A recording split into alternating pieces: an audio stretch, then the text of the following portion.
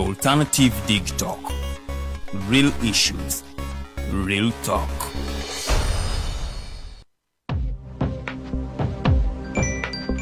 Go to the church, though. Tawali man, what's up? Man, can you imagine people just dump everywhere? Someone drinks water and throws the bottle wherever. Come on, Rogers. What else do you expect people to do with an empty bottle? Simanya now, do you know that plastics take at least 450 years to decompose? What? That's a long time. Exactly. Because plastics are made out of a lightweight and flexible material that doesn't decompose easily. And plastics everywhere in the environment cause plastic pollution. What is plastic pollution now? It is the accumulation of plastic waste in the environment, like bottles, polythene bags, straws. All of these contribute to plastic pollution. I have been using them without knowing their effect. Yeah, a lot of people have. Plastics are a danger to the ecosystem, both on land and in water. So how can we overcome this problem? Is there something we can do? Oh yes, we can reduce by minimizing the use of plastics, reuse by repurposing them, or recycle by collecting and processing them into new products. Everyone wants to change the world, but no one wants to change themselves for the world. How about we change our habits for the world? And it starts with me and you. This message is brought to you by Alternative Digitalk.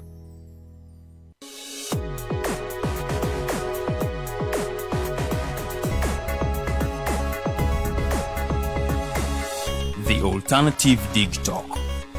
Real issues, real talk.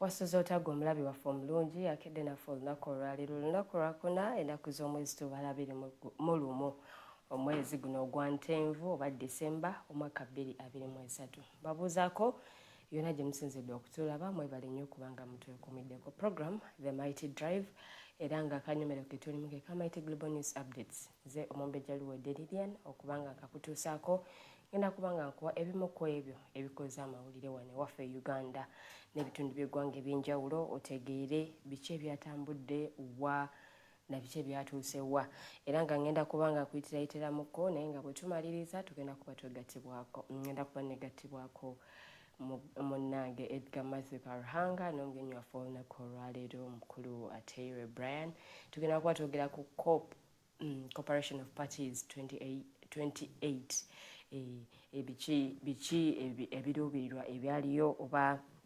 netuyambira waffe nga Uganda bwe tuba nga tweyogeddeko ng'eggwanga bino bituyambira wa nsonga za butonde bwansi nsonga za butonde bwansi era nga zetugenda okuba nga twogerako olunaku olwaleero so nga tetunazoogerako kansooke nkuwa ebimu ku ebyo ebikoze amawulire naye nga nkutegeeza nti tuli butereevu ku pages zaffe The Alternative Uganda ne Digital TV ku Facebook gye mikutu kw'osobola okuba nga ate oyita okutufunira era nga ngenda kubanga munnange ntambulira ddala paka ssaawa 4 ezakalasa mayanzi naye katutandike updates zaffe ez'olunaku olwaleero ngenda kubanga ntandika n'omulabirizi w'eruweero era nga ono ye w'ekiseera Right Reverend James Williams Sebagala olunaku olw'eggulo bwe yabadde awa obubaka bwe obwa Sekukulu yakutidde abakristaayo b'eruweero abakyawakanya okusazibwamu kwa Canon Godfrey Kasana Semakula nti kyekiseera ate bave mu tulo babe nga bakkiriza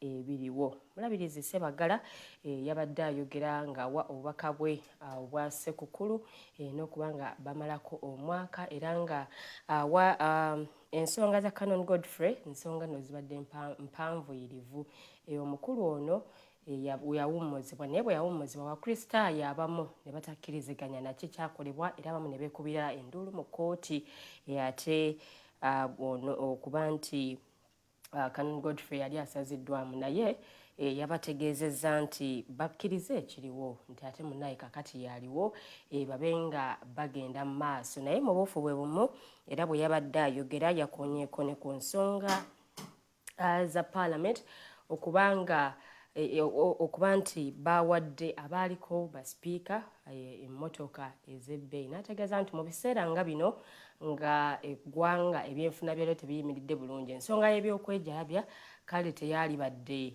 ng'eteekebwa ku manju oba yali badde tekolebwa mu biseera nga bino era n'ategeeza nti ebyo tebisaana mu budde nga buno bwe tulimu ng'eggwanga ng'ate nga tugenda mu maaso n'okuyita mu mbeera etali nnyangu ey'ebyenfuna naye ng'ate minisita omubeezi ow'ebyamawulire Godfrey Kabyanga yategeezezza nti kino ekyakoleddwa munnange kiri mu mateeka era n'ategeeza nti baali balwawo dda okuba nga babawa emmotoka zino era zibalirirwamu nno ssente eziri eyo mu buwumbi obuwerera ddala buna era nga bano obuzaabaweebwa gye buvuddeko ate sipiika wa paalamenti ye yali omukulu mu kubakwasa emmotoka zino neeyongeddeyo neggulira ddala omukulembeze w'eggwanga General Yoweri Kaguta Museveni yatadde obukadde 100 mu ssako z'ab'omu ghetto era n'abategeeza nti bwe bazikozesa obulungi bwakubongera ensimbi endala. Omukulembeze w'eggwanga yabadde asisinkanye abavubuka okuva mu ghetto ez'enjawulo bano nno nga bamukaabidde ennaku gye bayitamu era ne bamutegeeza nti tebakyenyigira mu bumenyi bw'amateeka naye nga basaba nabo babe nga bateekebwa mu nteekateeka za gavumenti zonna basobole okuba nga nabo bejja mu bwavu era omukulembeze w'eggwanga kwekwogerako gye bali munnange n'abategeeza nti ssente zino weeziri era bwe bazikozesa obulungi bajja kusobola okuba nga babongeramu ssente ate endala. Bano bamutegeezezza nti ekibadde kireetera abavubuka ate okwenyigira mu bumenyi bw'amateeka kwe kuba nti babadde tebalowoozebwako oba babadde tebateekebwa mu nteekateeka za gavumenti njogera ku bavubuka ab'omu ghetto era ne basaba omukulembeze w'eggwanga nti nga bwakitandise ate abenga tajja oku so omukulembeze w'eggwanga naye n'abagumya nti ensonga zaabwe zijja kuba nga zikolebwako bulungi era ku mukolo ogwo gwabaddeko abakulu ab'enjawulo n'abakulembeze ab'enjawulo okuva mu NRM ate n'abalala abakulembeze ababavubuka ate abaviira ddala mu ghetto. Ku dakiika 12 ezakayira ku ssaawa 12 ez'amakya g'olunaku olwaleero Mighty Global News Updates ze tutambula nazo era nga awo njagala nveewo nti nettine neeyongereyo neggulire eddala. Gavumenti yayongezaayo okulonda kw'abassentebe b'ebyalo okunnokussa n'obukiiko obulala kakati babongezaayo emyezi emirala 6. Emyezi gino gyeyongedde ku egyo 6 egyasooka okubanga ate giteebwawo okwongerayo okulonda kw'abassentebe b'ebyalo era nga kino ekisanja ky'abassentebe bwe kyaggwako munnange tebasobola kubanga bategeka okulonda olw'ensonga ez'enjawulo ezimu zaana okulwayo nti tewali bulungi nsimbi ezakutegeka kalulu kano ak'abassentebe b'ebyalo era ne bongerayo emyezi 6. Kakati twabadde tukyali awo ate minisita omubeezi ow'ebyamawulire Godfrey Kabyanga n'avaayo n'atutegeeza nti okulonda kw'abassentebe b'ebyalo kwayongezeddwayo emyezi emirala 6. Kakati kibale nti omwaka mulamba bw'obanga ogasa emyezi 6 egyasooka ate n'ossaako n'emyezi emirala 6 gino gibongeddeyo gwe mwaka mulamba ng'okulonda kw'abassentebe b'ebyalo munnange tekutegekebwa. Minisita omubeezi ow'ebyamawulire Godfrey Kabyanga yategeezezza nti olukiiko lw'abaminisita lwasazeewo bwe lutyo okuwa gavumenti akadde ate akamala okuba nga beetegeka bulungi okunnokosa n'okumalawo obumulumulu bwonna obuliwo mu kiseera ate nga kino ku kulonda kuno kwennyini okw'abassentebe awo n'eryo eggulire bwe lityo bwe liri tulindiridde emyezi 6 we ginaggwerako ate bannayuganda bagende balonde bassentebe baabwe ab'oku byalo oba ab'ebyalo gye bawangaalira. Nvuddewo ate neeyongeddeyo muggulire ddala akulira oludda oluvuganya gavumenti Mathias Mpuuga ate yasabye bannayuganda okubanga basiima ebyo byonna ebikoleddwa ab'oludda oluvuganya gavumenti mu kisanja kino eky'emyaka 2 n'ekitundu egisoose bukyanga bayingira Parliament ate mu kifo ky'okutunuulira ebigaanye byokka. Honorable Mathias Mpuuga bino yabyogeredde yabadde ate annyonnyola ku kisanja kye ky'amazenga Leader of Opposition mu myaka gino 2 ekitundu era nga yannyonnyodde ku ebyo ate bye basobodde okuba nga bakolako nti mu mwaka guno ogusembyeyo sira baali baliteeka ku kubanga basomesa ababaka biki bye balina okuba nga bakola era n'ategeeza nti kakati sofa ababaka abali ku ludda oluvuganya gavumenti tewali yeetiririra era ensonga bazoogerera ddala kati n'ategeeza nti munnange eyo y'emu ku achievement ate zasobodde okuba nga atuukako era mu kwogera bino yabadde mu nsisinkano gye yabaddemu ne bannamawulire okunokosa n'ababaka abali ku ludda oluvuganya gavumenti era nga babadde batutegeeza babakuba ttooki mu ebyo ebimu ebyatuukiddwako oba ebituukiddwako ate mu kisanja kino era yategeezezza nti gavumenti obutatwala baludda luvuganya nga ekikulu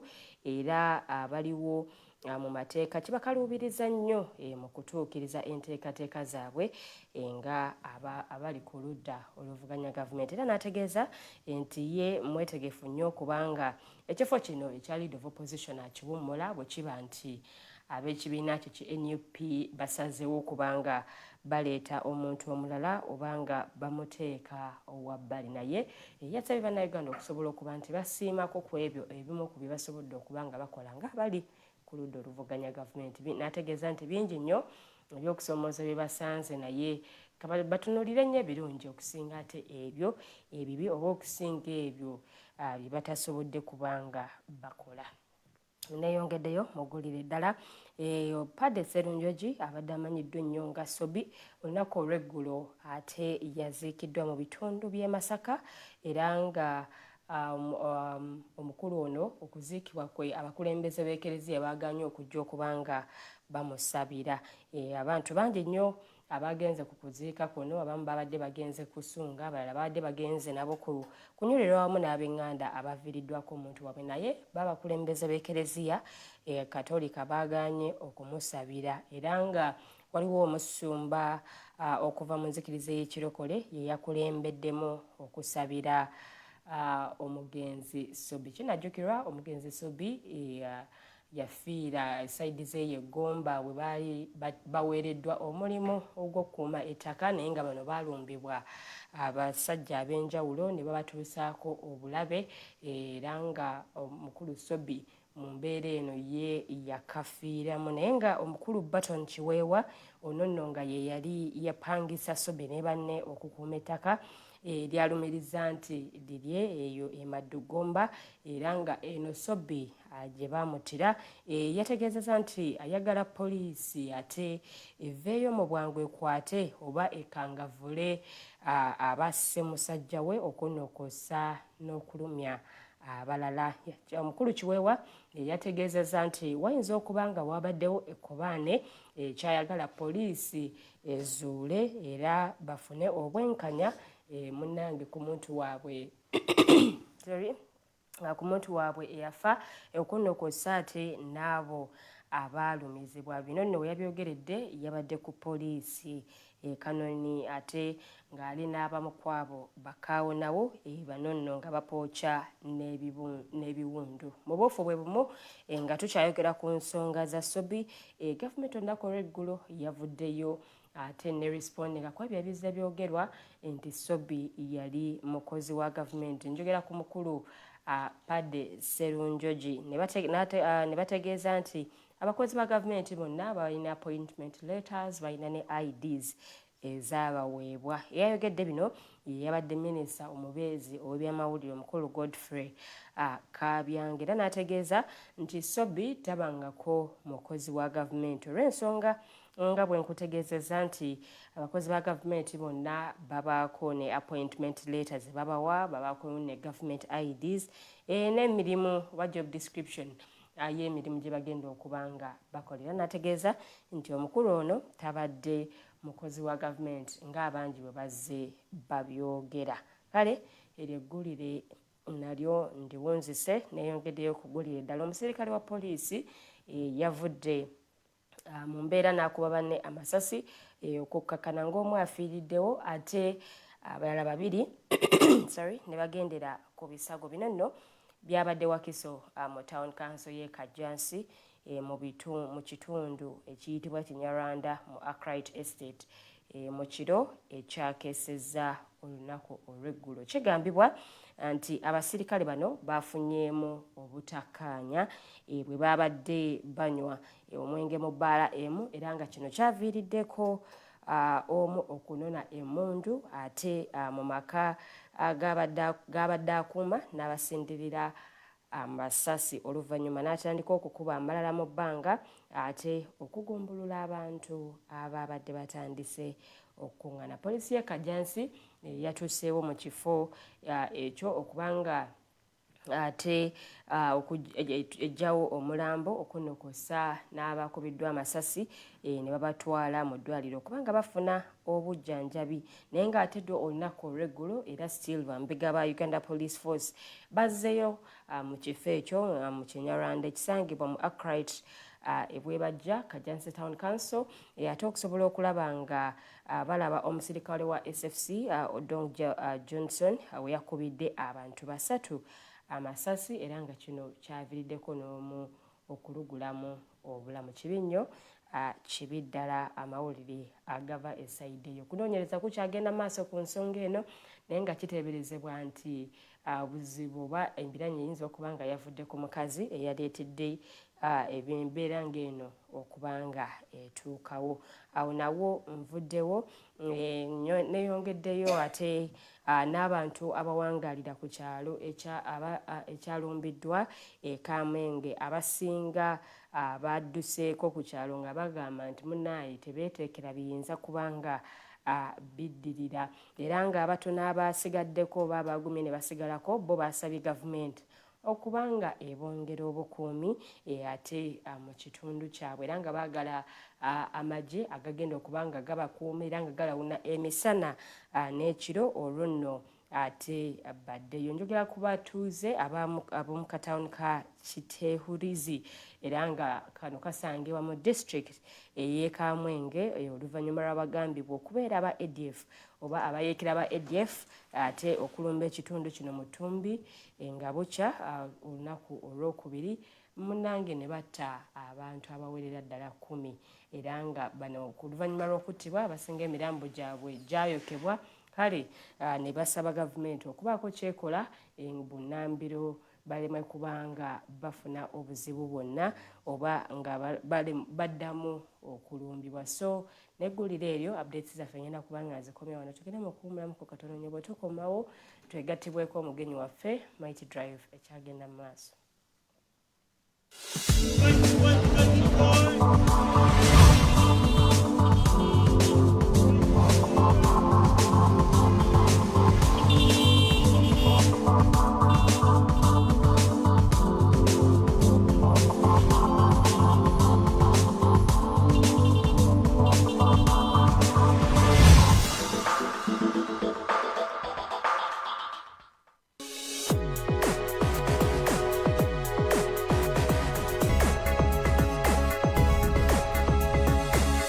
The Alternative Dig Talk.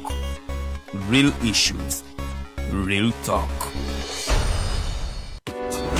Looking for a pair of shoes? Let's Up Stores has a wide range of selection for unisex footwear. We have the best quality of all brands at pocket-friendly prices and we make deliveries countrywide. Just place your order or reach us on 0772 08 0090. You can also check up at Let's Up Stores on all our social media platforms. Let's Up, craft your own footprints. Are you craving for that special meal that will entice your taste buds and leave you with lasting thrilling memories? Look no further. Spice Island Bulenga has got your answer. Natural, fresh and delicious juice, the best meals. Don't miss our daily specials from Monday to Sunday. Pizza Wednesday, Saturday Pizza Bonanza, you buy one and take two. Come dine with us and feel the experience. We are located at Prime Shopping Center in Bulenga, Mitiana Road. For inquiries, call us on 0704111720. Spice Island, we treat your cravings.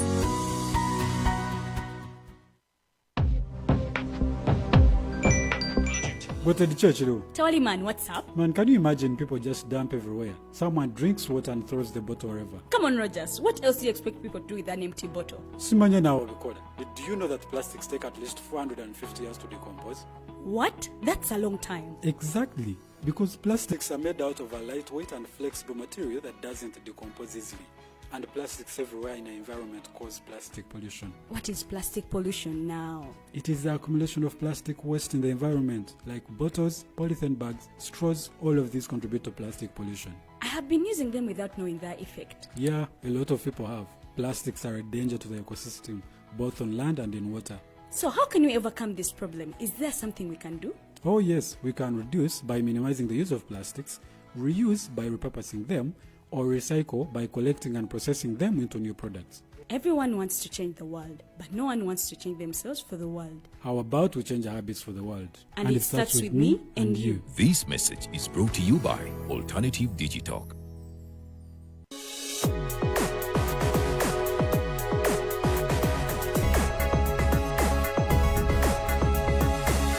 The Alternative Digitalk.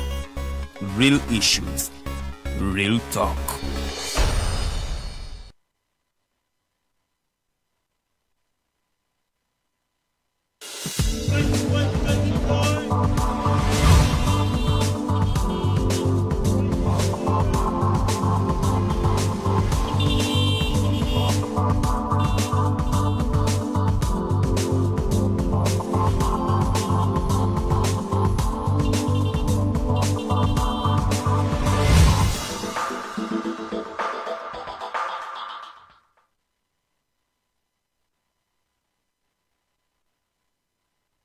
Good morning, ladies and gentlemen. Welcome to the Mighty Drive. Of course, I also want to welcome you from the Mighty Global News Updates, where you get to find out what has been happening in the country and, of course, across the globe. A lot of information and a lot of news has been going on.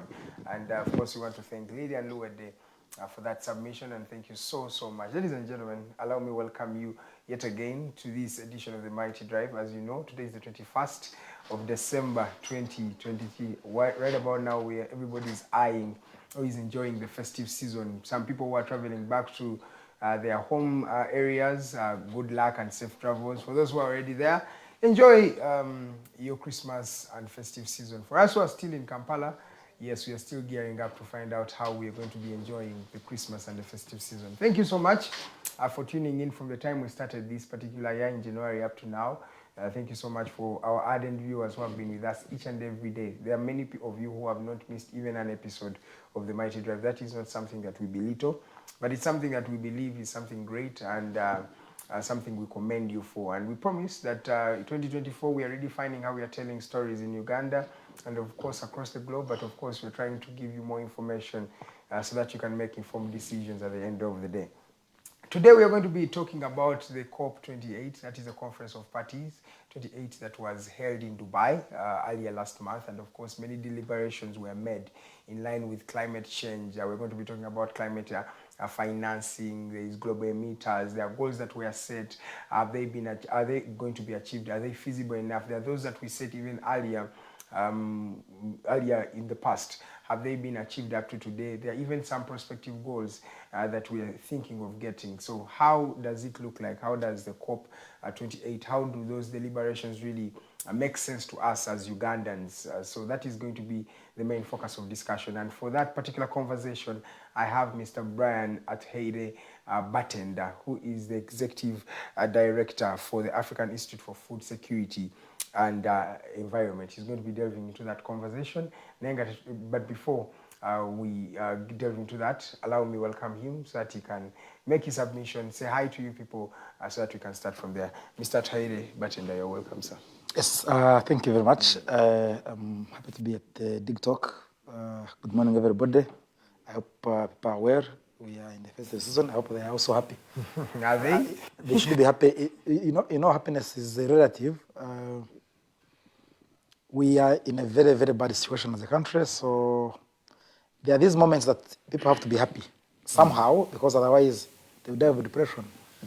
And for them to be safe, we shall make sure that you try, and whoever has something more than what the other one has must share with them, such that it doesn't become a problem, because families expect something from men, from women, from the children, something. So if you have more than what you can chew, please share. That's what I'm asking, because I know things can be hard. Yes. Yes. But you see, we Ubuntu is socialism, and our country is being run like a capitalist state. So, and I'm a socialist. So that's why I'm saying that even in a capitalist state, I'm begging that Ubuntu, which is African, comes back and people share some things, and we try to live together, and minimally. I hope that if they do that, then we shall not have many cases after the festive season, because cases can be domestic violence, can be people, children think their fathers are not important, can be that women are thinking that husbands are not important, can be that the wives can think that the husband can think that their women are not important. So you don't see it, but it has many manifestations in our society.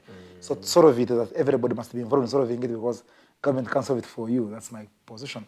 So as people must work within our mega means and help ourselves to go through these turbulent times until our country is stable. Exactly. This is not about COP. We're going to be coming there. But I just want to ask you something in line with happiness. You guys look to be a happy people. We seem to be a happy people. When you look at the social media, the banter we have, maybe the outing, what the life that we show. No, are we really happy? No. I've decided not to read any issue from anywhere. To read about people from Uganda. Ugandans are great people. Let down by a systematic failure of governance since they were formed as a country in 1962. So because they are great people, you have to protect them, because they are indigenous species. Okay. And that's what I'm trying to say, that we must make sure that everybody, in their smallness, in their bigness, whether you have or don't have, if you have, give. If you don't have, ask. Don't feel ashamed to ask, because I know Ugandans will give you when you ask. So that is my position. That's, so I'm not saying that we are happy people, no. We are only great people. Yeah, it's just inherent in us. It's just inherent that we are great.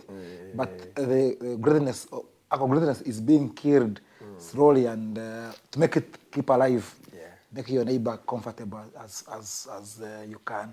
That's my position. Exactly. We are great people, and to add on that, we are actually patient. We've had a president for 37 years. But before you even delve into that, no, you're not patient, you're slow. Where is the thin line? You're slow. Where is the thin line between slow and patience? You know, there is what they call patience and time wasting. If I'm on a pitch playing football and I'm pressing hard to score a goal, I am pressing patiently. I won't tackle anybody badly. I must score. Being what said patience and time wasting, time wasting and being slow is getting the ball and kicking it out of the pitch. That comes after 1 hour, and they're counting minutes. So you're not interested in winning.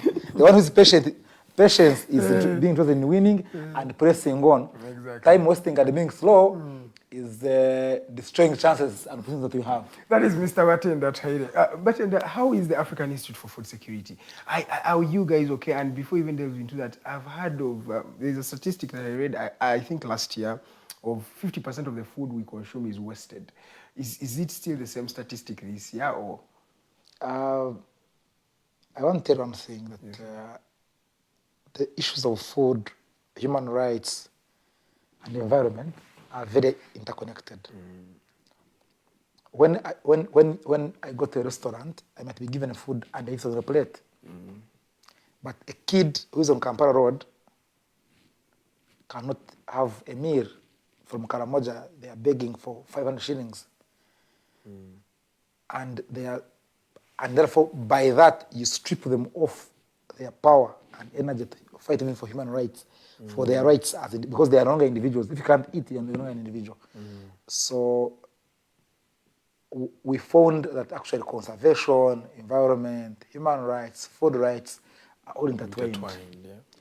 And I think that's why I'm here. the ones who have food. Those who don't have food don't have food. Yes. And it's not only in Karamoja or in regions, even in Kampala here. There are people who never eat some foods, who eat what they want. There are others who can't accept, who eat anything they get, even from rubbish pit. So our work surrounds that. It's challenging, it's hard, but we are managing, and we think that the first thing we do is make sure that there's food sovereignty. People's food is from, you can have food whether I meet you or not. That's you are food independent. You're not dependent on me to have food. Like Kampala is dependent on Isinjiro and Mbarara to get milk and Matoke. But you see, Kampala has its own food system that can feed Kampala even if it is a city. So can we do backyard gardening? Can we do, those are small things we think about. That's one. Two, can we protect what we have? Because the other countries have destroyed everything they have. And they're dependent on us. That is true to some extent. We shall be talking about that, yeah. Yes. Very true. So we don't want to reach a point where we are very dependent on another country for food. Yet we're food basket. We are the food basket of Africa. Yes, we can. If you know Africa, the region, because I know that real food crosses from North Kenya, Tanzania crosses. Yeah. So I don't want tomorrow to see Matoke crossing from Tanzania to Uganda. No. Can we have ours? Can we maintain our soil systems and food systems and have this food? Okay. You see, people think about transportation of food. No, there shouldn't be high emissions in transmitting food. Food should be produced locally. Okay. Yes, it shouldn't be that we're in planes and cars, and that's being, because dependence starts like that. It starts by saying, I'm dependent on Mbarara for Matoke. Then Matoke in Mbarara ends. Then you become dependent on Congo. Then you have to go and open a road in Congo like they are doing. For you to be dependent on their gold and other mines and oil. And when you open it, then you lose your sovereignty, you lose your independence. Because if they say we cannot serve them, there's a problem. You see, when Rwanda closed the border, you had that Rwandese couldn't have Irish potatoes. That was a problem. Exactly. So I don't want my children, even if I'm away, to feel that pinch that Rwandese first, and that's it. So it's that very sophisticated, but it's that I'm dealing with. Yeah. How are you dealing with it? Are you doing capacity building? Are you training these farmers on how to produce food? I don't know how to utilize it better. How are you implementing your vision as the African Institute for Food and Security? Our work is that we do what we can. You see, they say, I'll do what I can in my means possible. Because that's why our heart is for now as an organization. So we do our best to our capacity. So we are doing our best to our capacity. We shall not do beyond our capacity, because then we shall break. And in that we empower farmers. We take on how to live using charcoal and on how they can convert waste into energy, because energy and food are related. On how they can actually fight for the environment, on how they can conserve, on how indigenous people have knowledge and how collected and brought on table. We are doing many things regarding that, regarding environment, human rights. Many, like any other Ugandan, we are struggling with organization. It's okay, but we shall struggle to, anyway, we live in a struggle. Exactly, you struggle every day. Mr. Batenda, please just highlight us or enlighten us on what COP is, COP28. Many Ugandans may not even discern what is the difference between ECOP and COP. I found it very interesting that Ugandans never understood what ECOP and COP. Now, some Ugandans. Now, actually, majority of the Ugandans, including the educated ones, it shows how our education system is very poor. ECOP is the East African. ECOP is the East African crude oil pipeline. Yes. It will be moving, if constructed, it will be moving from... When constructed? If constructed. It's okay.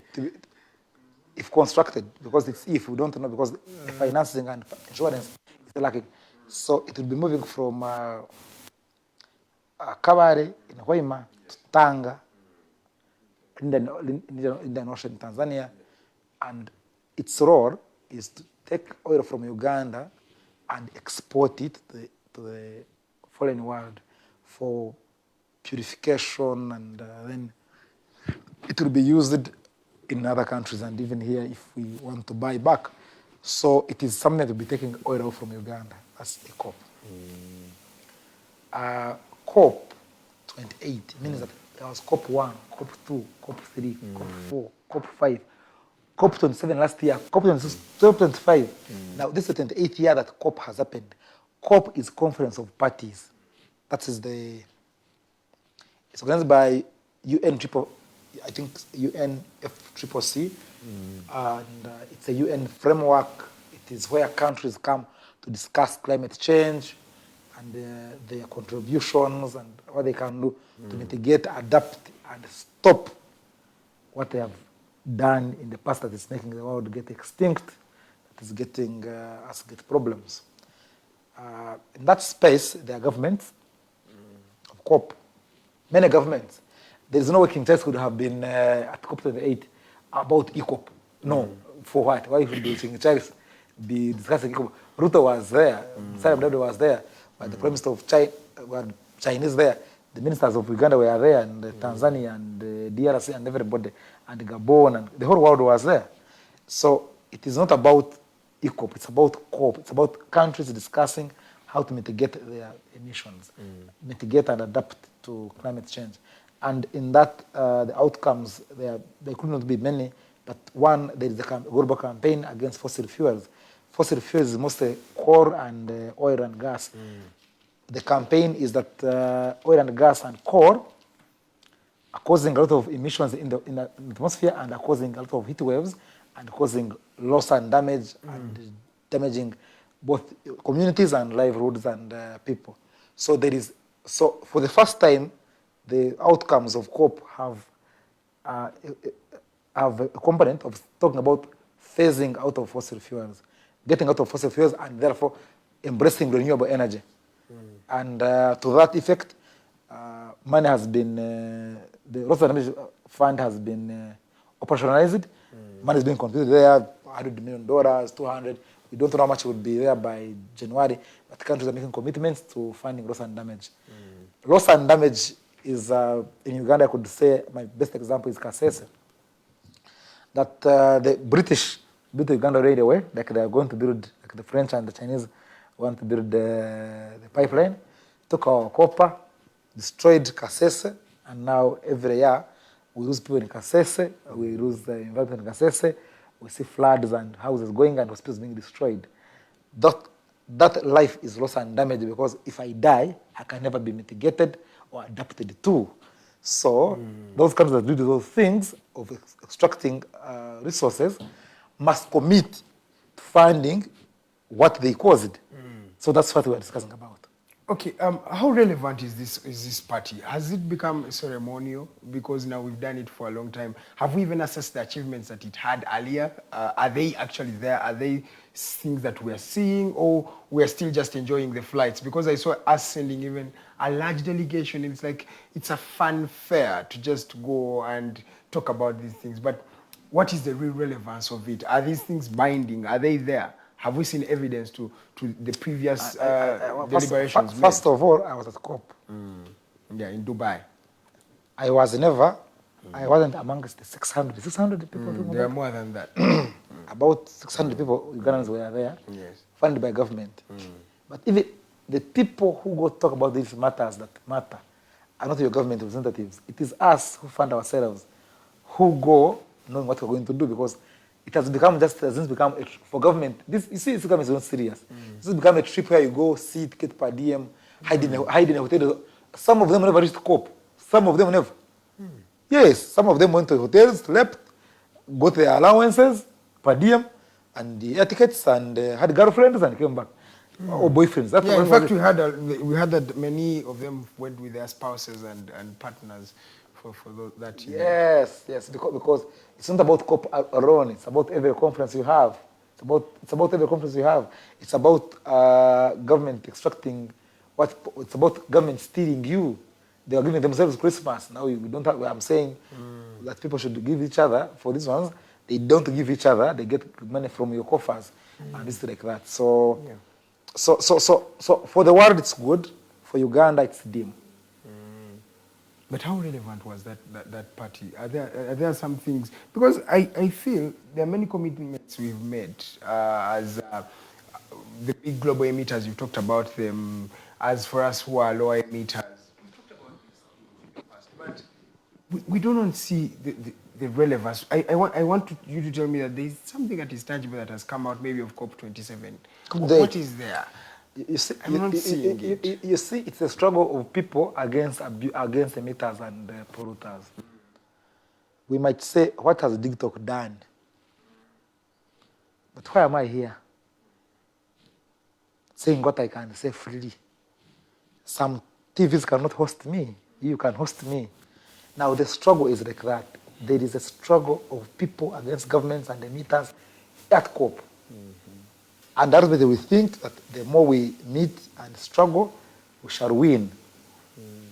Because at the end of the day, people win. It can be COP 100 to make tangible changes, but they will be building on what we have built. So we can't stop building because somebody is somewhere trying to sabotage us. So we shall continue building. Okay, I get you. You talked about one of the deliberations made is phasing out fossil fuels and replacing it with renewable energy. What other deliberations were made at the COP28? Loss and damage fund was operationalized. Those, for me, those are most, because those are the most important things. Because we have thought that they give us loss and damage fund for the last maybe, for me, 4 years now, other 10 years, and operationalizing it is good. Only that now we are saying, in whose hand is it going? Is it going? That's the only question I have.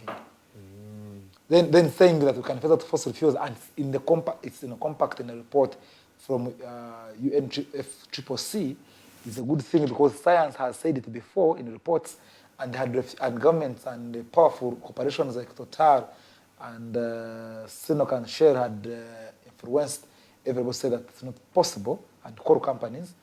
Now that everybody accepts, including activists and governments, that we must phase out, it's a stepping stone, because then they will never get out, because we shall be discussing it again. Now, how far have we gone in phasing out or in putting renewable energy in place, in respecting community and human rights? How far? Okay, but let's bring it home here at Africa. I don't think many of the African countries use a lot of coal. So how is this relevant to us? Majority of African countries, power. Like now, ECOP will be powering France and other countries abroad when we remain energy poor. So we shall be, see, we are going to... But sorry, you see, you're using a lot of terminologies that, and maybe you think our viewers like which one?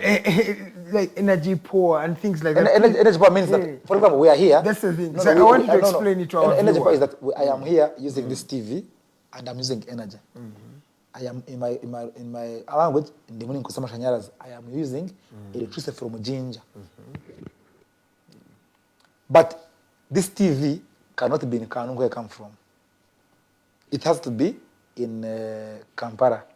So it means Kampala is energy rich and Kanungu is energy poor. You can be in France for 4 years, no blackout. Yes. But when you're in Uganda, even now as we speak, it can be blackout and put in a generator. So we are energy poor, they are energy rich. I'm using a very, very simple example. How does it come about? Because for us, we are the ones who are powering them. For example, I'm going to give you an example of just here in Rwanda, we give them electricity. You seldomly find blackouts in Kigali. In Uganda here, it's normal. We can say you have to look at the neighbor. Because capitalism works like that. The one with money must have power. The one without cannot have. And that's what we are fighting against. But I have the power. I'm not saying... You said the one with the money, but I have the power. Yes, but... I thought if I have the power, I'm the one who has the power over we are fighting that our power works for us. Okay. And Africa has enough renewable energy to power it and power other continents. But because other continents are using fossil oil and gas and coal, pushing for what they know. Because I don't think if you have a solar in London, in some months you can have any energy. But here in Uganda, solar any day it's raining, you can have energy. Solar is good. So they are, and you see, they don't live like us. For you to live in Dubai where I was, you must have AC on. That's energy. Okay. Here in Uganda, you can live all your entire life at 100 years without ever seeing an AC. Do you know why? Now it means that energy in your country is enough, even naturally, that sustains you without even putting anything. You don't need anything. Your energy can sustain you by life. So we are still saying we are the mercy of God, practically. No, not the mercy of God. We are not the mercy of God. We have a good environment, we must protect it. That's the mercy of God. Never to destroy it. I don't want to go into God because our viewers have different opinions about God. Yeah, but it's still the same God. No, the one I'm talking about. Probably that's what you think. I'm saying that our viewers, not all of them believe in God. So don't put them in a corner of Allah and Jesus Christ. Maybe God, yes, but I don't think about religion. Maybe. It's okay, I get you. Yeah. What is our role as Ugandans, as people, as civil society organizations in fighting climate change? What can we do? Because yes, there are few who are privileged to travel and talk about these things at the COP28. And I think just COP28 is a one-day event. To fight climate change, you have to fight it over time. Our role is that you do the small things you can do to change the world wherever you are with what you have. What are those small things, sir? If I'm in my house and I'm not using the light, why is it on? If I'm in my house and I have natural light, why is the light on? Why is my computer on the whole night, yet I'm also using it? Why am I building concrete in my compound instead of having grass in my compound? Why am I paving the whole compound? Why? Why? Yet I can have a good compound that is green. Why? There are small things. Why am I using chemicals, yet I can have soils without using chemicals? Why? They are small. Now that's for 1 inch. For me, why don't I look for some little funding and tell you what to do? For government, why don't you try to harness our energy needs that we have and empower the people, wherever they are, using their natural means? Your sugar factory, why don't you get those sugarcane residues and make electricity and power our grid? It's every person, wherever they are, they can make a contribution. If only they knew. Okay. So you don't have to say, what can you? No. It's now, wherever you are, start it. Why should I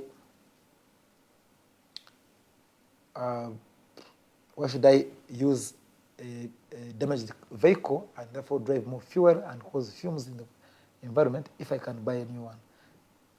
Yes, because how many Ugandans can buy a new car? How many Ugandans can afford it? I'm saying, even those who afford prefer the old ones because they don't know the dangers they are causing to themselves, even the cars they are driving. It's as simple as that. You know, even when you buy a new car, 0 mileage, taxation is little. What you pay on these Japanese cars, most of the money is environmental tax. So I would rather buy a new one, pay little tax, use it to fuel, don't go to the garage every day.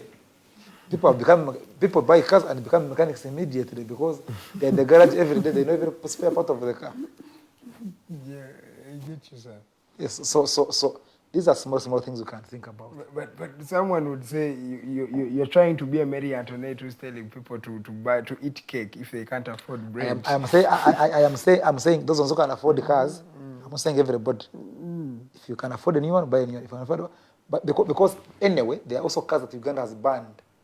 I think you can't buy a car. You can't buy a car beyond 207. I think 2000. 2000. Yeah, You know what that means?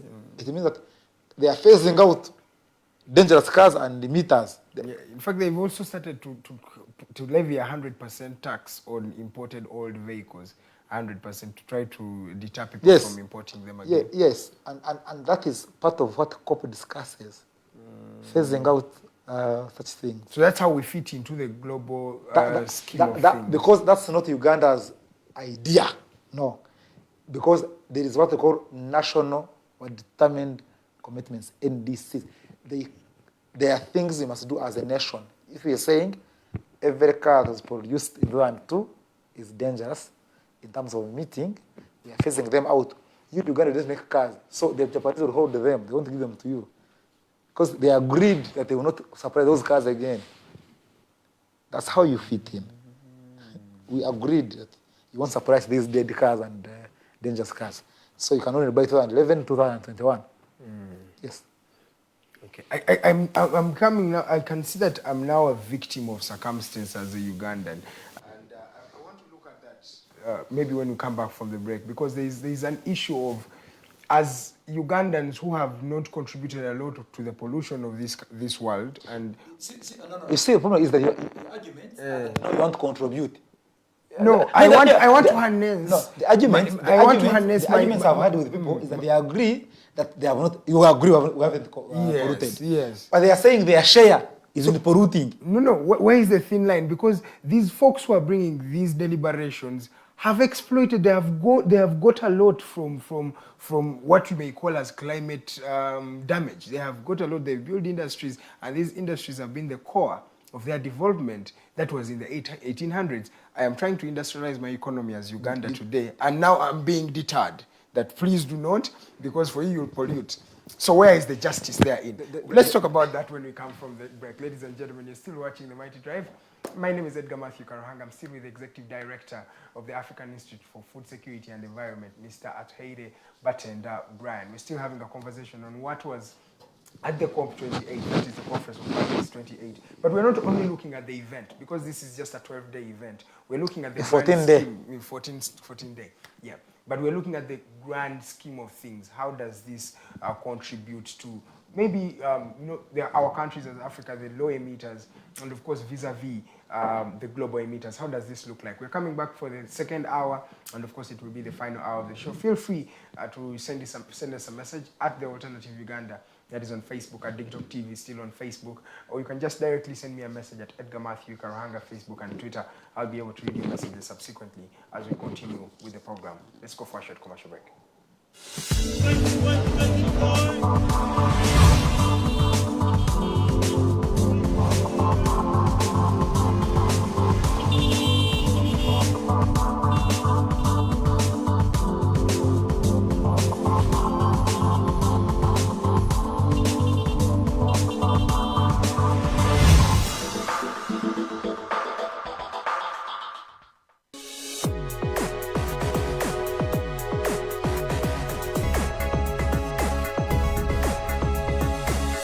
The Alternative Dig Talk.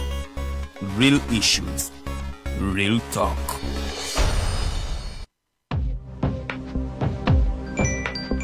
But at the church, Tawali man, what's up? man, can you imagine people just dump everywhere? Someone drinks water and throws the bottle wherever. Come on, Rogers. What else do you expect people to do with an empty bottle? Simanya now, do you know that plastics take at least 450 years to decompose? What? That's a long time. Exactly. Because plastics are made out of a lightweight and flexible material that doesn't decompose easily. And plastics everywhere in the environment cause plastic pollution. What is plastic pollution now? It is the accumulation of plastic waste in the environment, like bottles, polythene bags, straws. All of these contribute to plastic pollution. I have been using them without knowing their effect. Yeah, a lot of people have. Plastics are a danger to the ecosystem, both on land and in water. So how can we overcome this problem? Is there something we can do? Oh yes, we can reduce by minimizing the use of plastics, reuse by repurposing them, or recycle by collecting and processing them into new products. Everyone wants to change the world, but no one wants to change themselves for the world. How about we change our habits for the world? And it starts with me and you. This message is brought to you by Alternative Digitalk. Are you craving for that special meal that will entice your taste buds and leave you with lasting thrilling memories? Look no further. Spice Island Bulenga has got your answer. Natural, fresh and delicious juice, the best meals. Don't miss our daily specials from Monday to Sunday. Pizza Wednesday, Saturday Pizza Bonanza, you buy one and take two. Come dine with us and feel the experience. We are located at Prime Shopping Center in Bulenga, Mitiana Road. For inquiries, call us on 0704111720. Spice Island, we treat your cravings. Looking for a pair of shoes? Les Hub Stores has a wide range of selection for unisex footwear.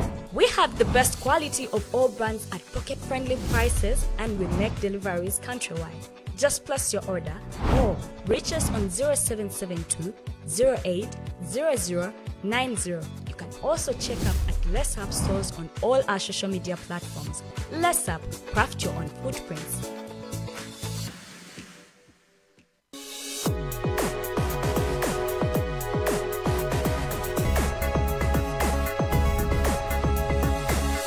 The Alternative Dig Talk. Real issues, real talk.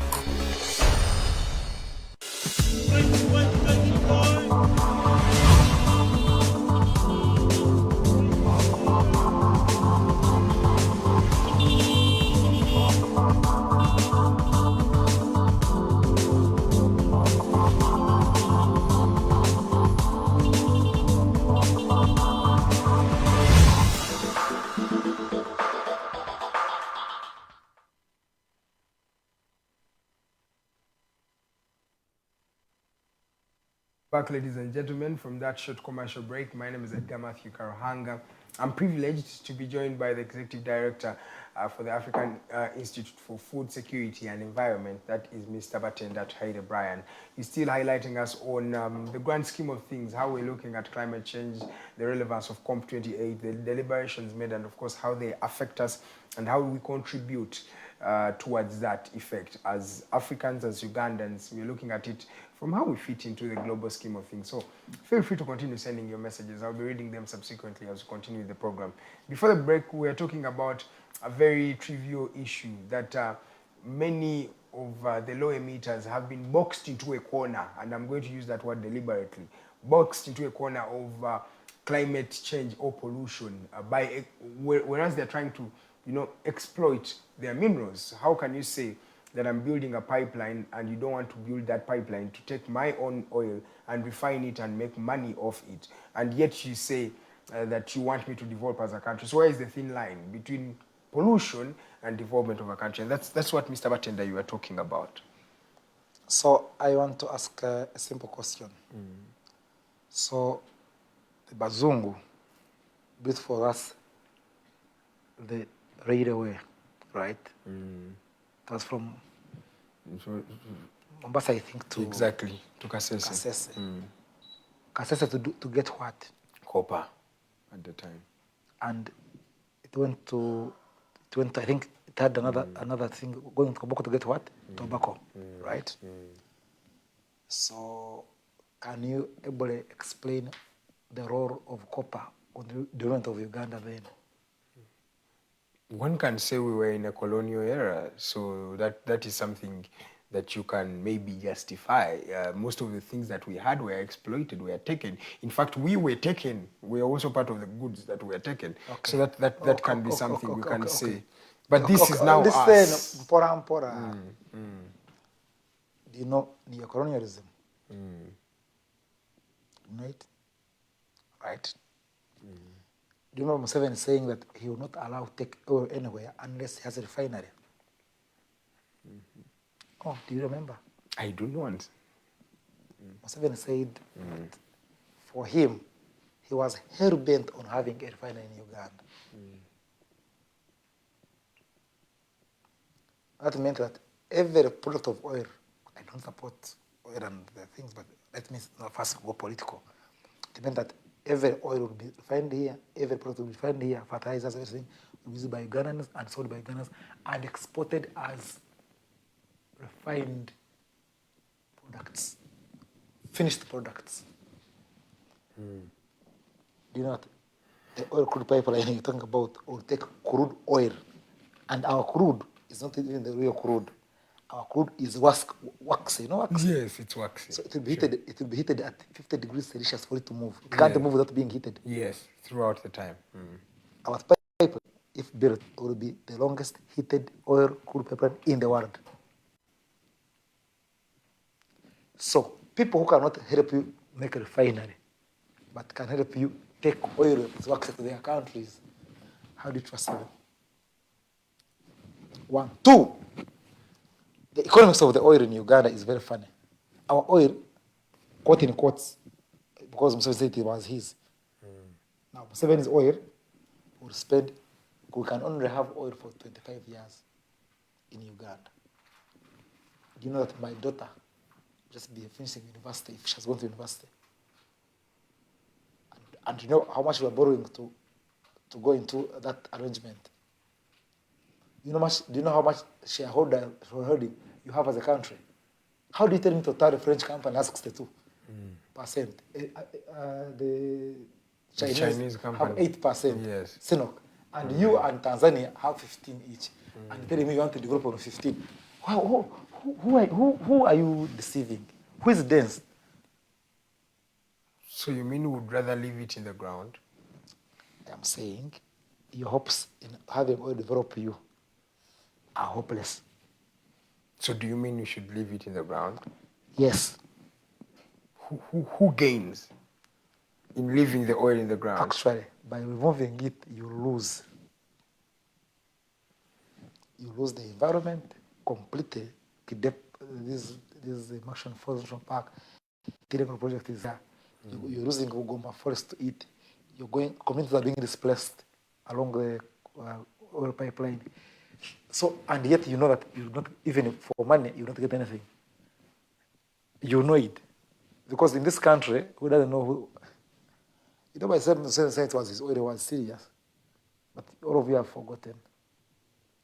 We cannot forget that. No, you can't forget. Him say it. You know, and you see, don't think that insurance companies, banks are stupid that are pulling out of the pipeline. In Motaro oil, are they still in Uganda? Why do they leave?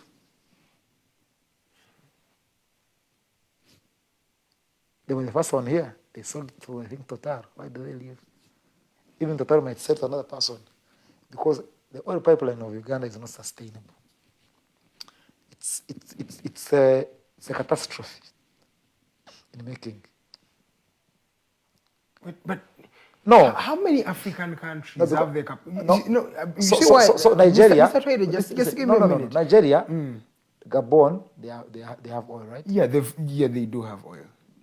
Are they the wealthiest countries on the continent? Not the wealthiest. Nigeria may be one of them, but not the wealthiest. Saying wealthiest. Wait. Are there people the best? You are looking at the downside of oil, and of course, many have even called it the curse of oil. Many countries. But I'm looking at successful economies that have also used the same oil. Which one? Why are you not talking about the successes? United Arab Emirates, 1986, where were they? Okay. Have they exported crude to any country? Listen to me. That's the question. Yes, I'm saying, no, for you, do you have the Mr. Trader, just a minute. Mr. Trader, just a minute. Do you have the capacity to refine that oil? That is the question. As Ugandans, you don't even have the capacity to refine coffee. You even have to export coffee in husks, in raw materials. We don't have now capacity. You want to have listen, the first oil refining... We don't have a capacity to make toothpicks. Exactly. And you think that the one who makes for you toothpicks will take oil and give it back to you. Yet he knows that your capacity can make toothpicks. But you don't have it. So what do you want me to do? So I don't have capacity to till my that's land. The only option. To till my land. Therefore, my neighbor should come till my land, take all the food. That's what you're saying. Literally, you're saying I have a vast land, but I don't have capacity. I don't have tractors. But I can call my neighbor, till all the land, take 99 sacks, give me one, and I will develop on that one, on my land. Who is hopeless? Me or the owner of the land? I think we must think. And because we don't think, and let's say this one time, a country that does not think is born to failure, is born to even extinction. Okay. The rice being grown in Rwanda, do you feed on it? Yes. No. No. The fish cages on River Nile and Lake Victoria, do you feed on that fish? Do you know where they are? Do you know text them? So a Chinese comes, puts a fish cage on your lake, grows fish there, right? On a plane, fish goes to China, they eat it. Our children are stunted. You have had the discussion about milk. Museveni claiming, and government, that we have excess milk, so we are exporting to Kenya. Have you heard about it? Do you know that Bosheng, a model district prior, with its milk and matoke, its children are stunted? Did you do the report? Do you know you cannot have stunted children who take milk? Do you know that? Yes. So you can't say we have a lot of proteins and what, but so we have fish, we don't eat it. It's taken. We have matoke, we have rice being cultivated in our swamps, destroying the environment. It's extracted and taken to China for Chinese to eat. Now, we are preparing to take oil for the French to use, and other countries, not you. So where is the problem? Is the problem that we are not going to gain from the oil, or is the problem the oil is affecting the environment? Where is your stand? Both. Both.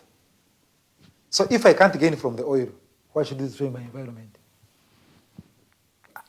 Let me ask you a question, Mr. Batenda. Are you biased? No. I'm a realist. I know my country well and what is happening. I also know the world and what is happening. I also know that oil and gas and coal are going to lose prices very quickly in the next 10 years. People, as we speak in Uganda, 10 years ago, nobody had an electric car. But I know that in Uganda, we must be having about 100 people with electric cars. Did you know that? At least 100. I'm saying that at least 100. The Germans, GIZ, introduced their cars, they are electric.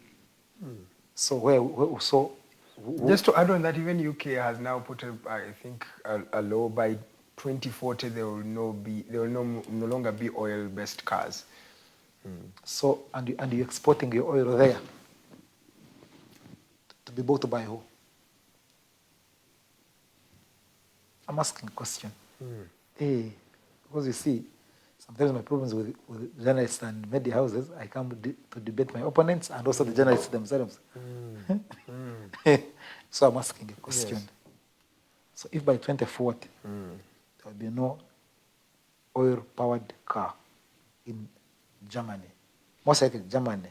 The European Union. Yes. Yeah, it's a deliberation by the European Union, yes. True. So who is taking, where is the oil going?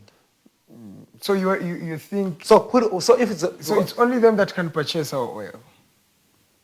But the oil is going there. They are processing it. Because they have the capacity to process it. Total is one of the biggest French companies processing oil. I want to ask a question. So the laws of the country that are saying you cannot have an oil-powered car in 2040, 17 years from now, will be allowing you to process oil in their country and transport it somewhere else. So how many...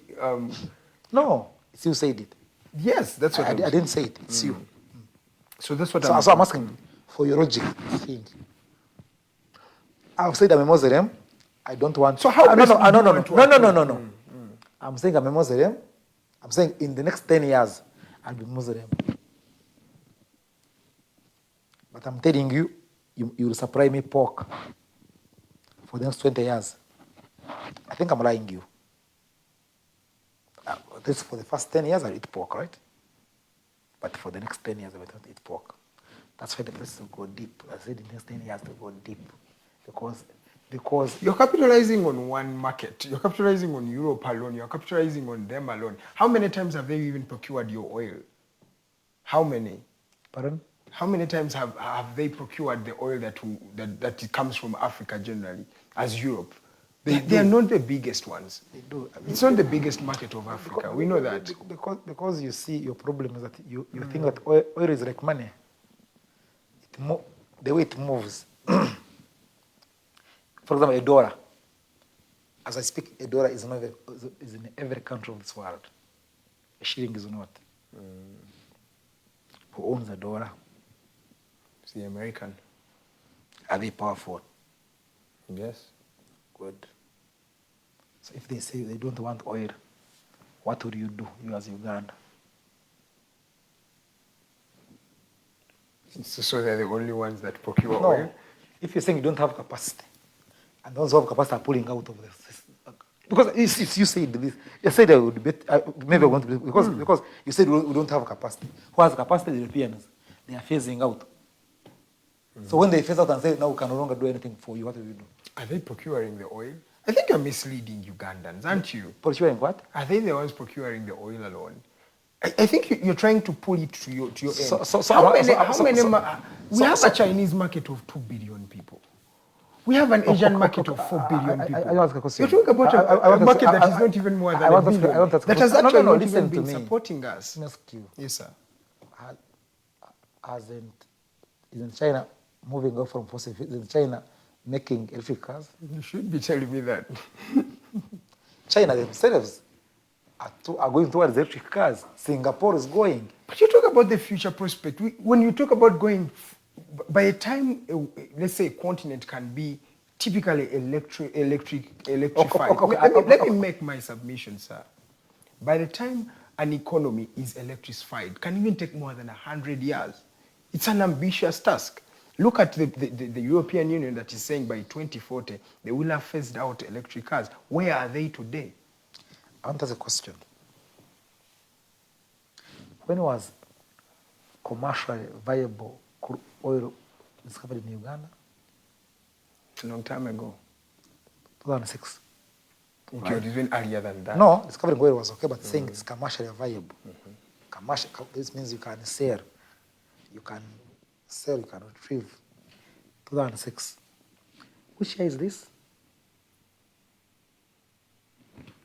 Every Ugandan knows. 2023 to 2024. How many years are those?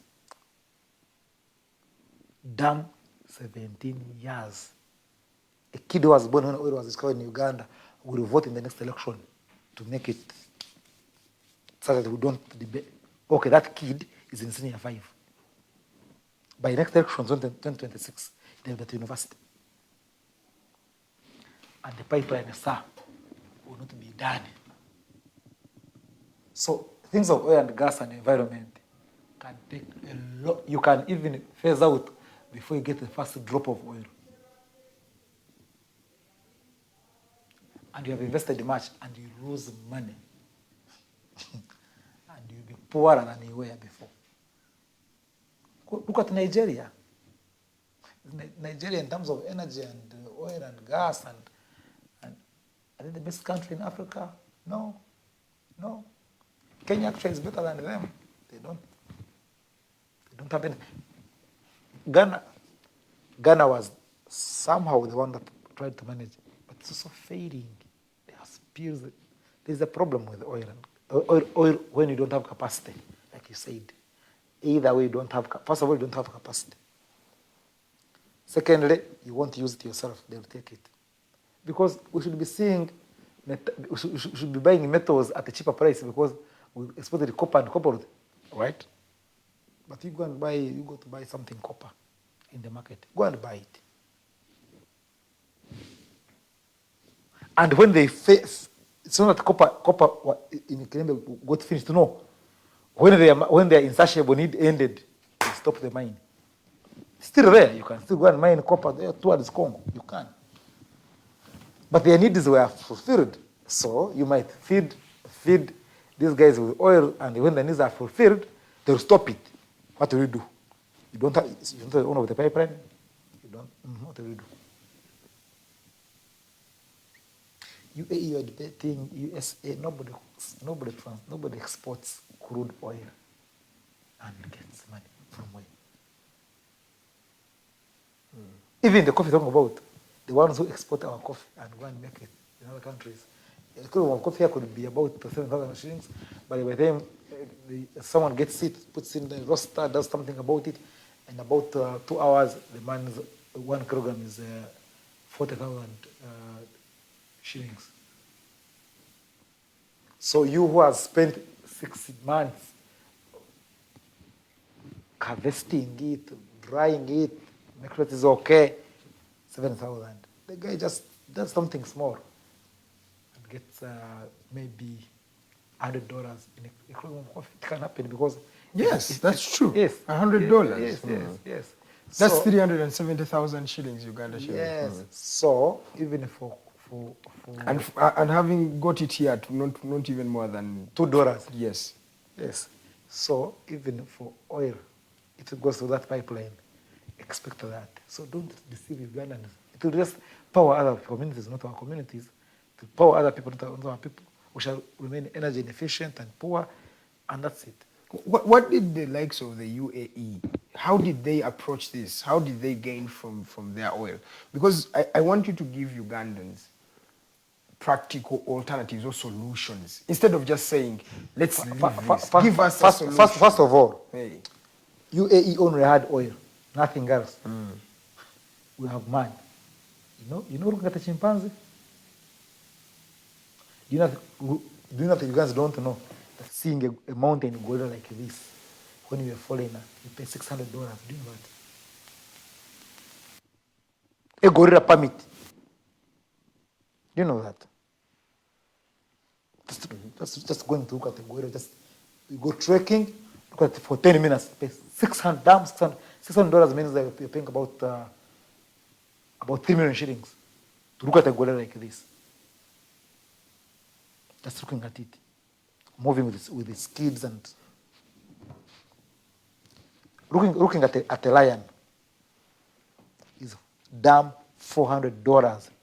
It's about 1.5 million shillings. Looking at it. Now, you can have the lion maintained, getting that money for 1,000 years. You want to kill that lion to get oil for 25 years?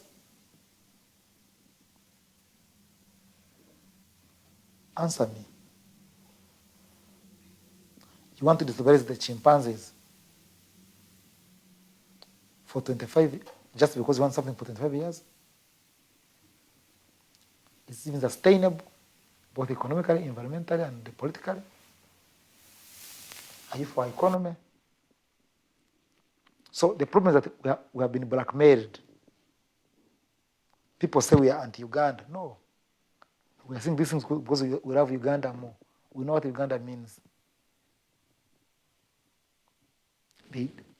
Even them, they know, but they don't care about you. They are extracting for their survival as a regime and as a global south and global north. So Museveni and his group and court and Nangabiru, just agents, bread agents of the colonialists, colonizing us by taking our minerals like that in a crude form. So must I support them? I think no. So that is UAE. Is this a political thing? Because now you're making it political. Everything is political. Yes. But is this politicized? Including, no. You see, the problem is in Uganda, you are told politics is bad. How much I buy oil, how much I buy salt is determined by who? No. Politics. So is salt politicized? Politicized? You say yes. Hey, because see, my biggest problem, these are politicians. You see them on the screen? These are politicians. What are they doing at COP? So is COP political? Yes. Is oil political? Yes. Should we discuss politics? Yes. So for them, they can discuss politics. But us, we can't discuss politics. Because us, we are banned. Are we? No, you're trying to say it's about the political heads. That's what I was meaning. No. You're looking at it from the likes of the people in power, trying to harness it to themselves. And who signs agreements for oil and gas? Who did you vote to do that? The first citizen of this country. he is the one you gave the power, the mandate. You wanted to go there as the executive director for the African Institute for Environment and Food Security. Now, first of all, I thought you empowered Mr. President to do that for you. First of all, the first contention is that some of us don't believe he has voted. We believe everything is legitimate, yes, and we believe that whatever he's doing is also illegitimate. So whatever he does, we must put a torch on it because you know, the president. You cannot have your father who keeps your land titles at a bar where he drinks from. No, and the man goes. The man keeps land titles at a bar where he drinks from, and he doesn't have money. He's drinking debts. And you say, my father is okay. That bar is very good. That's why he drinks from. Before you know, the owner of the bar will evict you. And that's what I can tell you. Bring it home. I'm saying the people Museveni is working with in the oil and gas sector to borrow money to do everything are the owners of the bar. You know what France did to Africans? Yes. Okay. You know what oil companies like Shell and Total have done on the African continent? Exactly, I know. Ravaging communities, ravaging everybody, destroying everybody.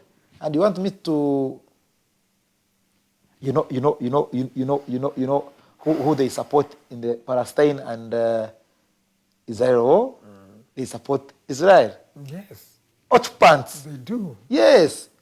And should we speak about it? So it's really the hypocrisy of the Western world. It's hypocritical of the highest order. And to end it is to stop them. Okay, just 26 minutes past the top of the hour. I'm still with the Executive Director of the African Institute for Food Security and Environment, Mr. Batenda, Atuheirwe Batenda. And Brian, now I want to bring you to this, and I want you to just paint a picture for me. We still have, let me just call them rumors, though some people have the evidence. I don't have it here, so I'll call it a rumor, that we have more oil, especially in parts of northern Uganda, around Nwoya area, and the rest. So we also leave that. We leave the oil in Hoima. We just leave all our oil there. You see my problem. You see, you're saying your oil.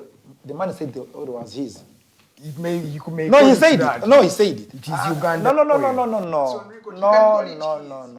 Everyone has mentioned. You know my biggest problem with you. Have you heard of what Mobutu Seseko talked about the diamonds and the minerals? Yes, but do you know what he got from it? Yes. But it's on record. It still remains Ugandan. Didn't the Congolese get more than what Mobutu got from? Yes, okay. No. So why should one citizen get what the whole gold in Congo? But the story of power dynamics in Africa. Good. So you want to power this one with oil? You want power Museveni with oil? Because you said it's power dynamics. Yes, okay, I've agreed. Should we power Museveni with oil? And he becomes like Seseko Mobutu. Even now he's like a king. When he's passing the road, everybody has to stop, has his story following him. So you want us to do that, but let me not go far. Let me come back to where you're saying. It can't be a rumor. The moment it becomes a rumor, it means we are a very unsafe country. Because there's what we call exploration. Yeah, the map is nowhere to be seen, sir. So that's the thing. So that's why I'm calling it a rumor rather than a fact. So it could be. So the ones who can do exploration without telling you. That's the reality. No. Can take the oil without even telling you. So I don't know what we're discussing. That we power that cartel. It's a cartel. It's a facade. So we power that one.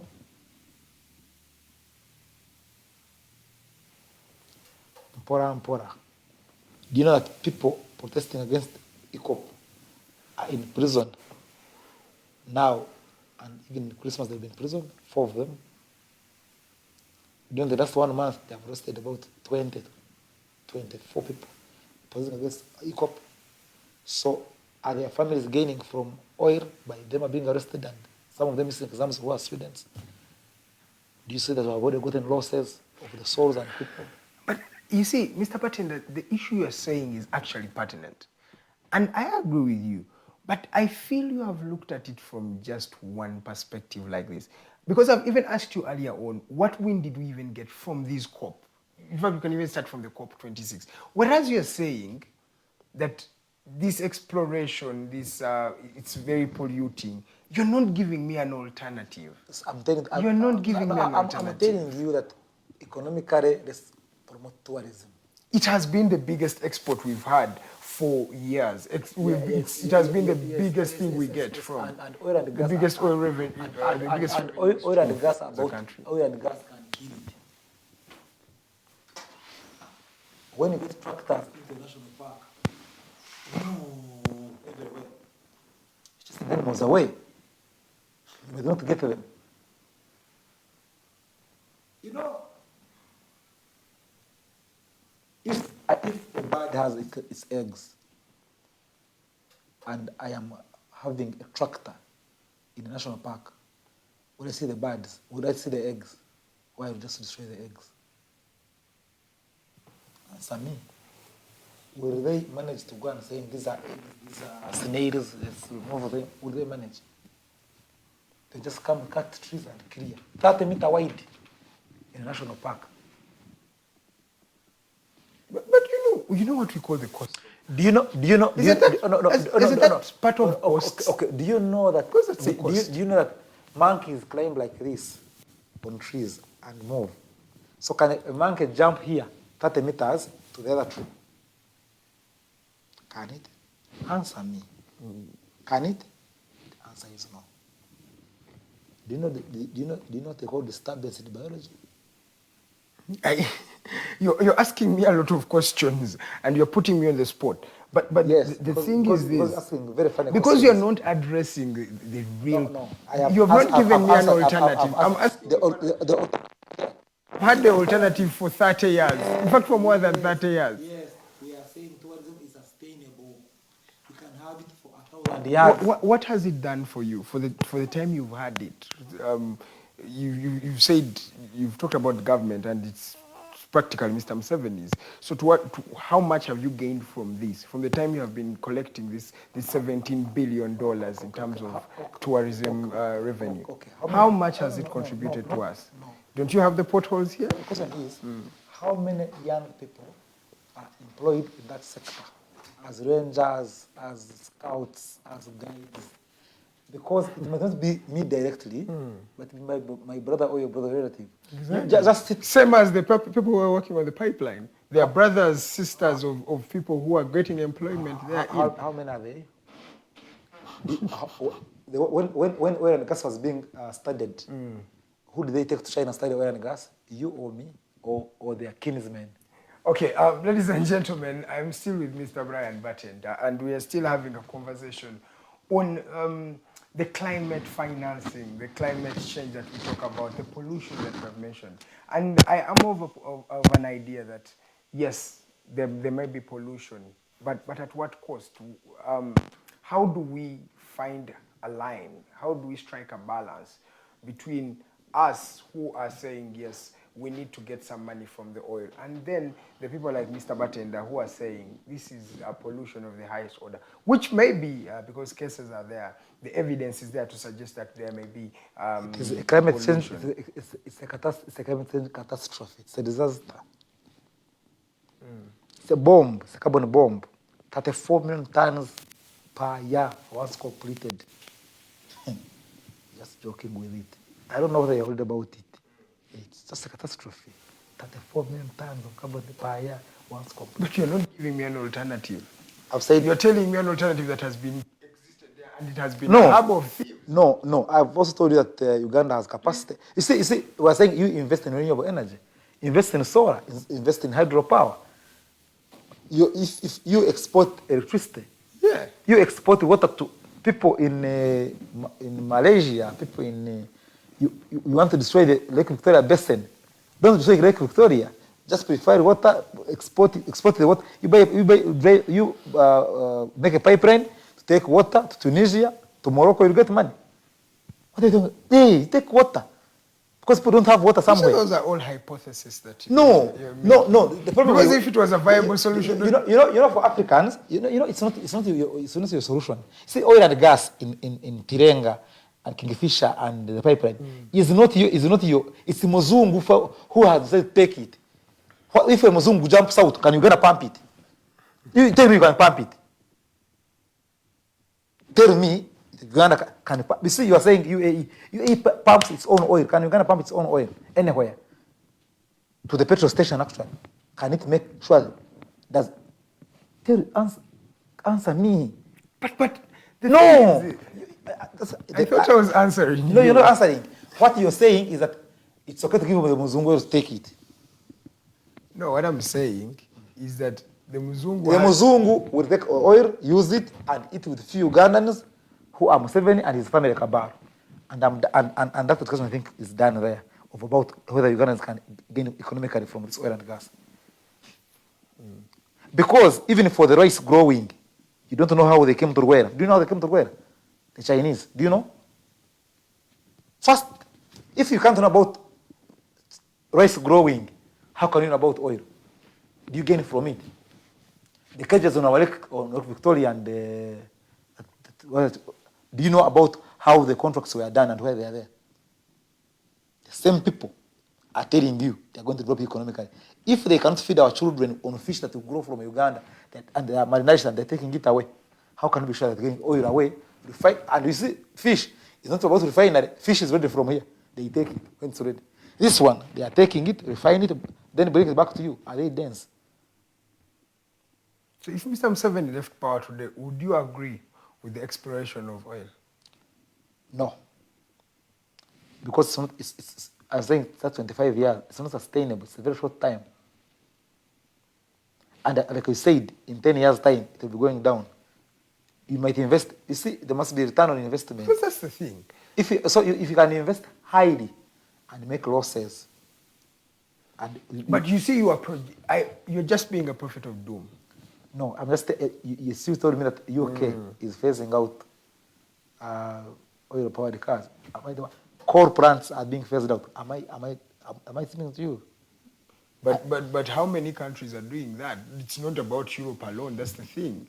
Don't we have alternatives? And this is what some of the people have mentioned. You know the biggest time. But don't you forget that, for example, the GDP or the economy of England could be 60 times than our economy. Yes. So why do you? I agree with you. So why are you saying? But are they the only people who can procure our? So you're saying if they withdraw their money? Are they the only people that can procure the oil? No, I'm saying if they that's a hypothesis. We have signed a contract with them. It's legally binding. It's there. What's it's legally binding. So in case they breached that contract, there will be consequences at least. Where will you go? And that's what I'm saying, hypothetically. Where will you go? So why are you being a prophet of no, doom? Listen to me. You're saying what's to me. What's wrong in everything? Do you know that you cannot argue that case of oil and gas or ECOP in Uganda? Do you know that? You have to argue it in their countries. Do you know that? Did you know that you can, if Total makes it? No. That is an extreme. No. I don't even know why we're having a conversation no. You talked about contracts. Of having a case. We talked about contracts. What is a contract? It's something that is legally binding. Yes. So why do you sign a contract? Yes. Why do you get into a contractual agreement? Yes. With the people. No, you're saying legally binding, yes. Now, legally binding, yes. But if I terminate it, where do you go? Court. Am I lying? Or tribunal? You don't have evidence to the things you're talking about. Like which one? You're talking about hypotheses. Like what? Like if they get out of this contract, if they don't do this, if I want you to speak about something that is evidence and say, okay. Do you know how much money was lost when Total was buying shares from Total Oil? Mm-hmm. $400 million was lost. Do you know that? How was it lost? Can I? How was it lost? Can I give you documentation? How was it lost? No, can I give you documentation? Explain to Uganda how it was lost. I'm saying in taxation. Mm-hmm. Because you pay taxes where you sell and buy from. The shares were not sold from Uganda. Mm-hmm. London lost $400 million in that deal, just transferring of... what did we gain? Nothing. We lost. So there is nothing we gained in that. Do you know that ECOP you know, you made a lot of claims here. Do you know? And as fact... Pora. Do you know that ECOP is a company? Do you know that? The East African Crude Oil Pipeline. You know it's a company? Please enlighten us more on how It's a company. Do you know that it's not registered in Uganda?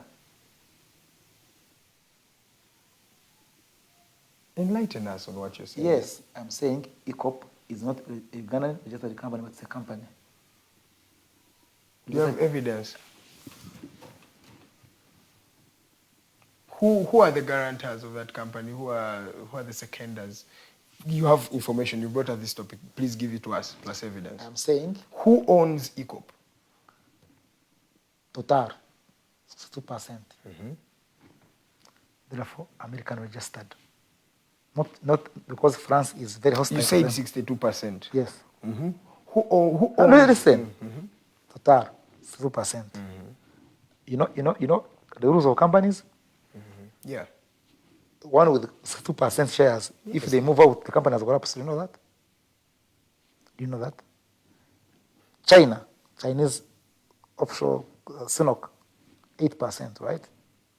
Do you know that? How many are those? 70.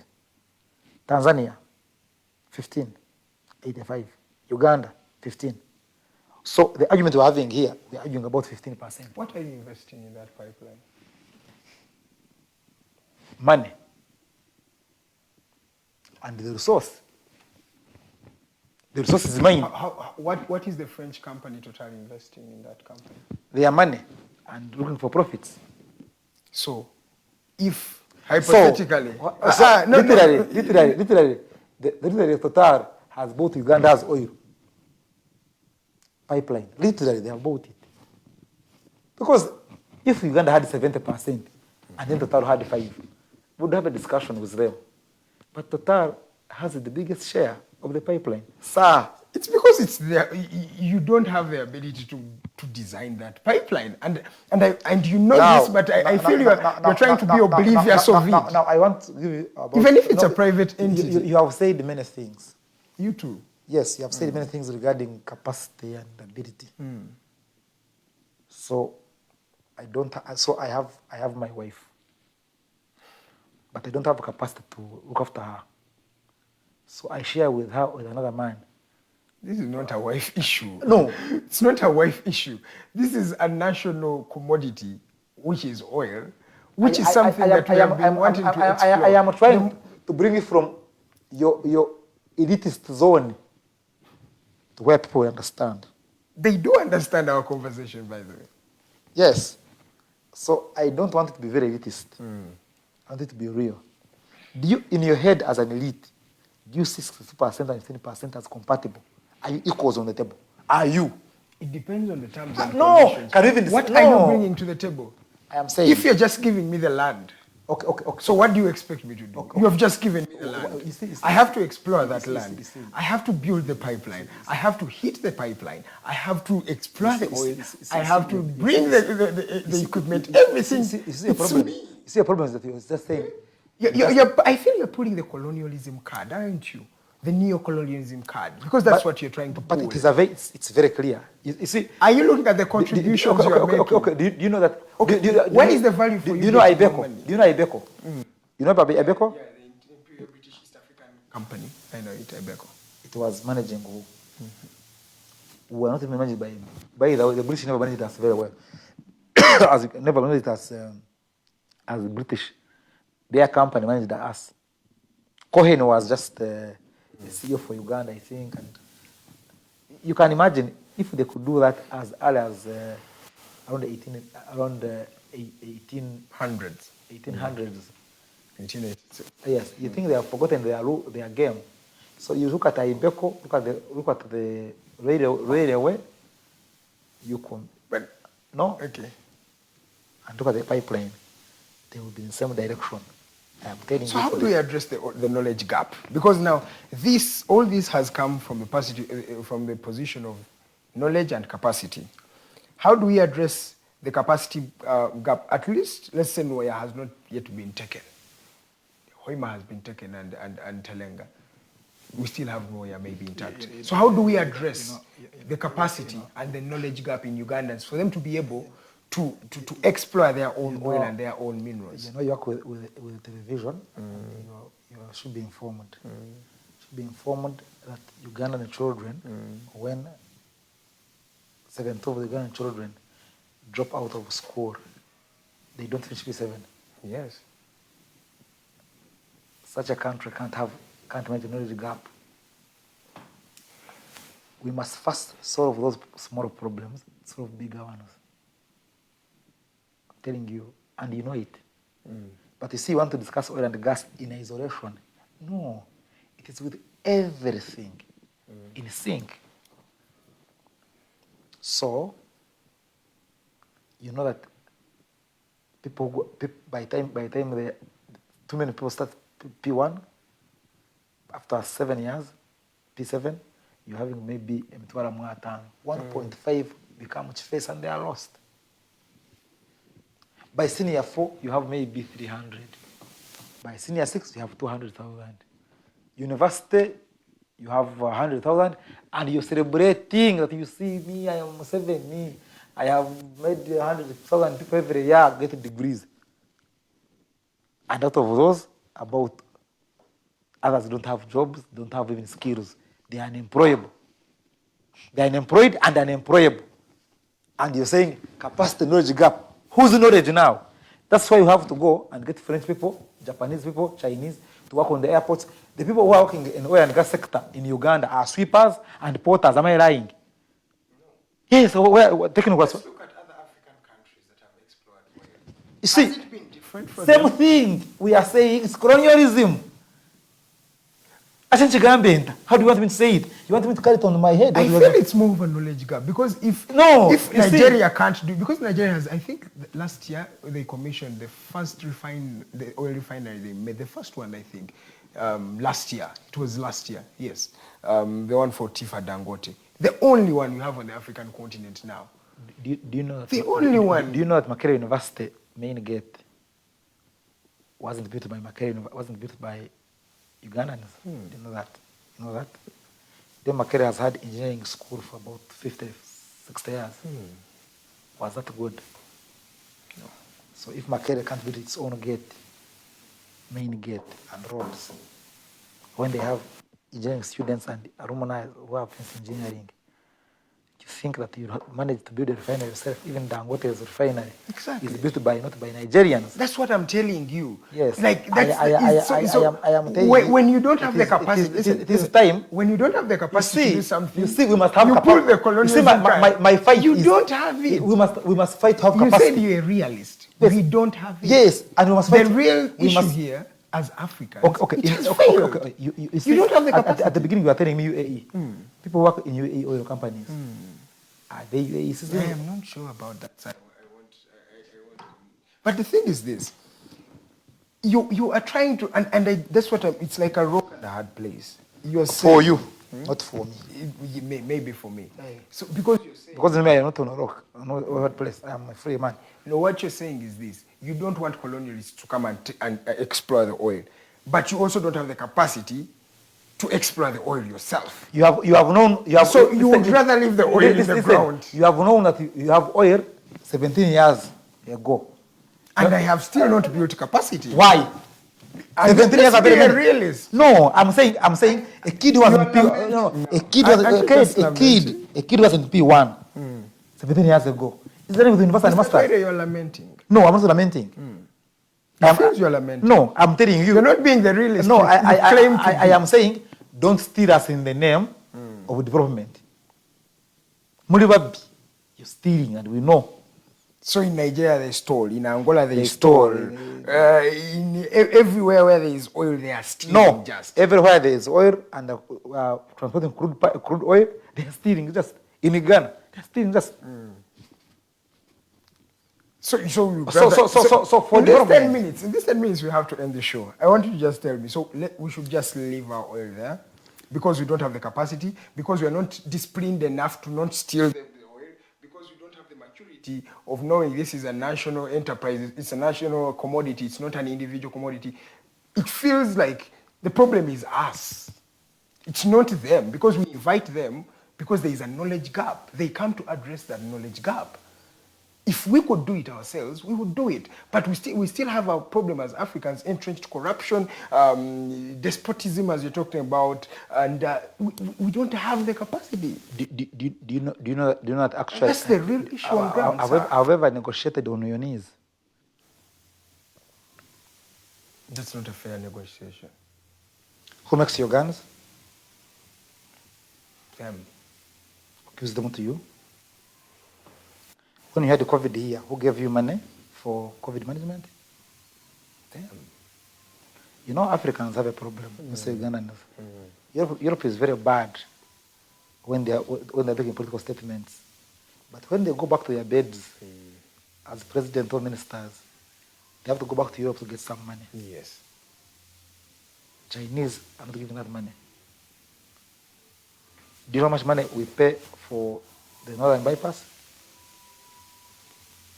If you go through and come back, 10,000. How many cars pass there every day? So that's development for me.